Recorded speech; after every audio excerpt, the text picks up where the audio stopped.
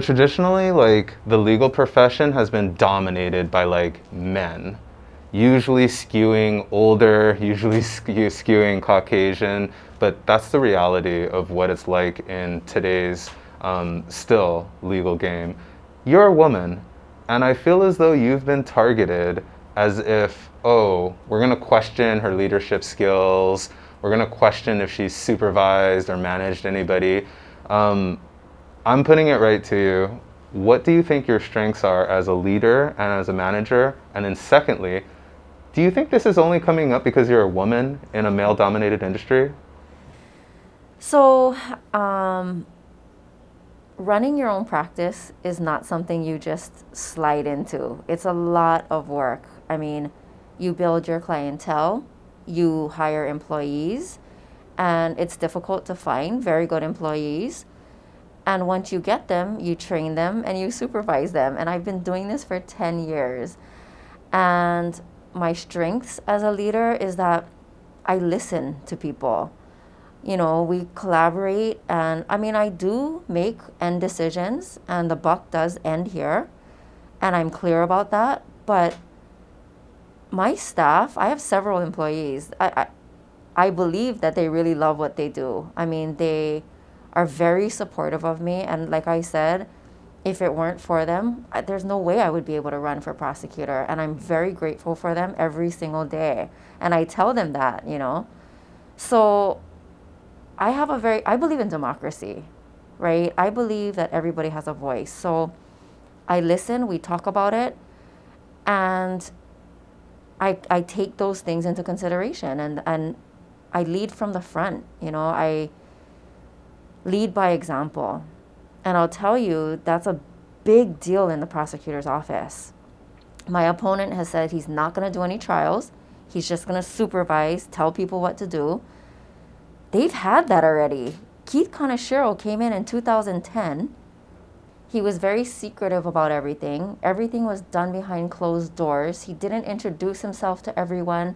He didn't say, hi, I'm your prosecuting attorney. Please feel free to come to me.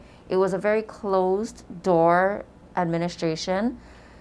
And he led from the top instead of leading from the front, saying, this is what you should do, this is what you should do. And my opponent is going to come in and do the same thing. The problem is these guys are thirsting for real leadership.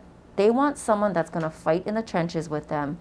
They want someone to show us this is how we do it. This is what we can be and the greatest that we can be.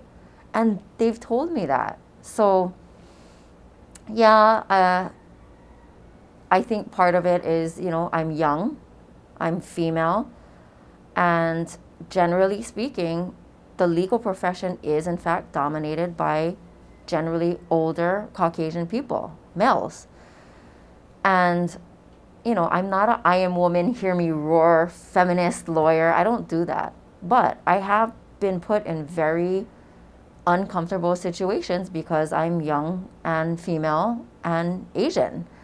And I'm not playing that card, you know what I mean? But I've sat amongst 12 lawyers with 6 clients at a table with all older Caucasian men. And one of them points to me, sitting across from me, and he says, well, you're very pretty, but what are you doing here? Oh. And I said, I'm here representing the Kissels. And he said, well, when you say representing, what does that mean? And I said, I'm the lawyer for the Kissels, and I represent them here. And I mean, You should never have to announce yourself and then defend yourself for doing your job. Never. never. So, and then, I've been put in very uncomfortable positions with partners of law firms, and one in particular, older Caucasian male, who grew up in an era where talking to women in a particular way was okay, but it's not now. But the problem is these guys have done it their whole lives. They've never been reprimanded, that it's never been changed or addressed. And so they don't even know that what they're doing is not allowed, right? I've been yelled at by this male partner for almost 20 minutes. I mean, at the top of his lungs, because I answer emails very businesslike, where I'm the associate, he's the partner, and I say, this is the status of the case. Here's what the client thinks. This is how we need to move forward. And I get scoldings for not asking, how are you doing? How are you feeling today? I mean, and I'm being berated, yelled at as if I did something wrong for 20 minutes. And I'm just like shocked. I don't know what to do about it.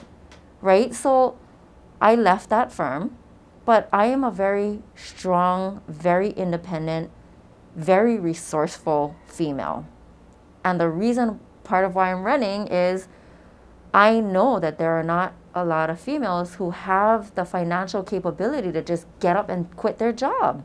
They have mortgages, they have children, they have people relying on them, and so they stay in this type of situation, and it's very much like a domestic violence relationship where they're being berated and treated poorly, and they can't leave because they don't have any options. So when you talk about leadership, part of why I'm running is so that I can show young females that this is what you can do. You might think you cannot leave, but I did it, and I busted my okole, and this is how I did it, and you can too. Wow, powerful. Thank you for that.